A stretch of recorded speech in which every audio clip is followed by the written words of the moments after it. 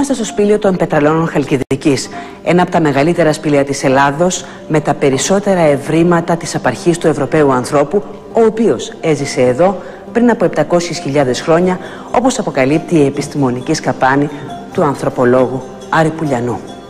Τα τελευταία μου ευρήματα είναι ότι η καταγωγή του ανθρώπου γενικά επί της γης είναι από τον ελλαδικό χώρο, δηλαδή πίσω από το βουνό Κάλαβρος που είναι πάνω από το σπήλαιο βρέθηκαν μερικοί σκελετοί όρθιων ανθρώπων 12-13 εκατομμυρίων ετών.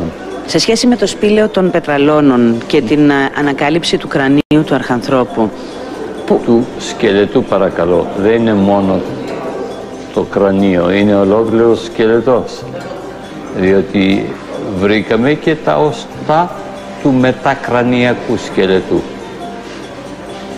και βγάλαμε το συμπέρασμα ότι δεν ήρθε από την Αφρική αυτός ο κύριος, αλλά είναι ντόπιος, είναι αυτόχθον, όπως λέμε, και εφόσον είναι αυτόχθον αναζητήσαμε την άκρη του δένδρου, του ανθρωπολογικού δένδρου των αρχανθρώπων, και η άκρη βρέθηκε πίσω από το βουνό, πίσω από τον αρχαίο Κάλαβρο, εκεί που πρωτοβρήκαμε κομμάτια σκελετού του όρθιου ανθρώπου μαζί με το ελαδοθύριον, μαζί με την καμιλοπάρδαλη, όπως συνηθίζεται σήμερα να λέγεται.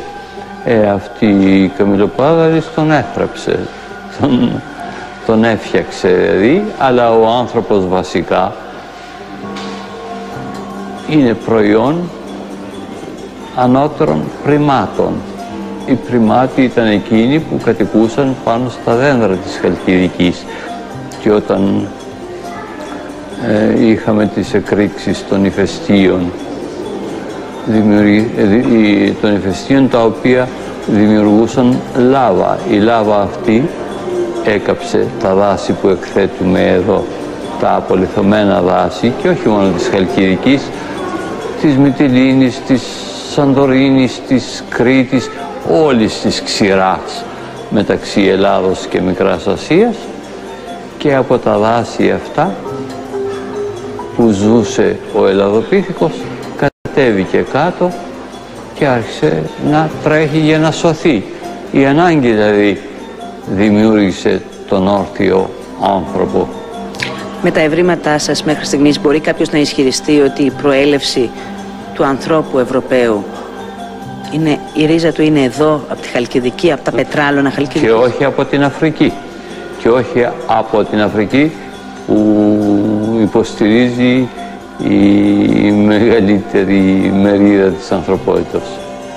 Έχετε έρθει σε μεγάλη αντιπαράθεση και με την επιστημονική κοινότητα για αυτό το θέμα? Ναι, κατά κάποιο τρόπο βεβαίως. Στο τελευταίο Παγκόσμιο Συνέδριο Ανθρωπολογίας στη Φλωρεντία, με 2.500-2.700 ανθρωπολόγους, εκ των οποίων οι περισσότεροι υπεστήριζαν την Αφρική σαν κοιτίδα του ανθρωπίνου γένους. Και εγώ τολμούσα να πω όχι, δεν είναι η Αφρική, αλλά ούτε και είμαι εθνικιστής με την στενή έννοια της Ελλάδος. Μπορεί κάποιος να ισχυριστεί λοιπόν, κύριε καθηγητά, ότι η προέλευση του ανθρώπου, του Ευρωπαίου ανθρώπου, είναι από εδώ, από τη Χαλκιδική, από τα Πετράλωνα? Και όχι μόνο του Ευρωπαίου ανθρώπου, αλλά παντός ανθρώπου, και του Νέγρου και του Μογγόλου και του Ευρωπαίου.